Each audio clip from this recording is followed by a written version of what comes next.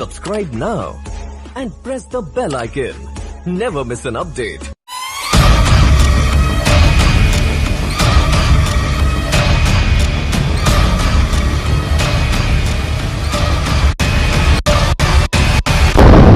इस वक्त आप आराम से बैठकर इस वीडियो को देख रहे हैं, मगर मैं आपको कहूं, आज जिस जगह पर आप अभी बैठे हो वो जमीन आज से करोड़ों साल पहले 8,500 डिग्री के तापमान से उबल रही थी, या जिस जगह पर आप बैठे हैं वो जगह लाखों सालों तक बर्फ से ढकी हुई थी। ये दोनों बातें सच हैं। इस 15 मिनट की वीडियो के अंदर आप पृथ्वी के 450 करोड़ साल के सफर को देखने वाले हैं।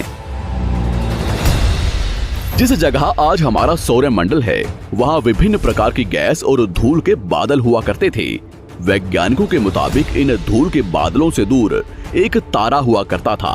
वक्त के साथ साथ उस तारे की ऊर्जा कम होने लगी, जिसके कारण उसके अंदर एक विशाल विस्फोट हुआ। विस्फोट की वजह से अंतरिक्ष की ये धूल एक दूसरे से दबने लगी। इस दौरान बादलों में स्थित धूल के कण दबाव और गर्मी के कारण बड़े उल्कापिंड और पत्थरों में परिवर्तित हो चुके थे, और इसी दबाव की वजह से इन बादलों में स्थित रेडियो एक्टिव पदार्थ ने ग्रेविटी का निर्माण किया। इस ग्रेविटी के कारण बीच में हाइड्रोजन और हीलियम इकट्ठा होने लगे। बीच के इस भयंकर दबाव के कारण एक विशाल विस्फोट हुआ, और इसी विस्फोट के कारण हमारे सूरज का जन्म हुआ।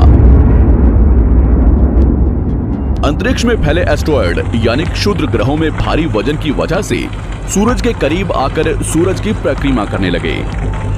धीरे धीरे इन्हीं एस्टेरॉयड में भारी टकराव हुआ, जिसके फलस्वरूप मरकरी, विनस, अर्थ और मार्स जैसे ग्रहों का निर्माण हुआ।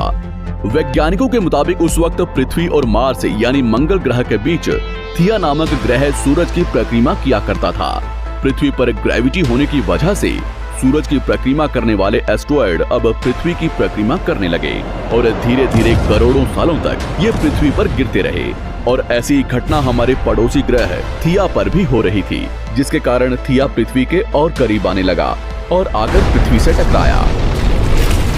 इस भयंकर टकराव की वजह से पृथ्वी के हिस्से कणों के रूप में अंतरिक्ष में फैल गए और एक रिंग्स की तरह पृथ्वी की परिक्रमा करने लगे। इन्हीं परिक्रमा करते हुए कणों में टकराव होने लगा, जिसके कारण हमारे चांद का निर्माण हुआ।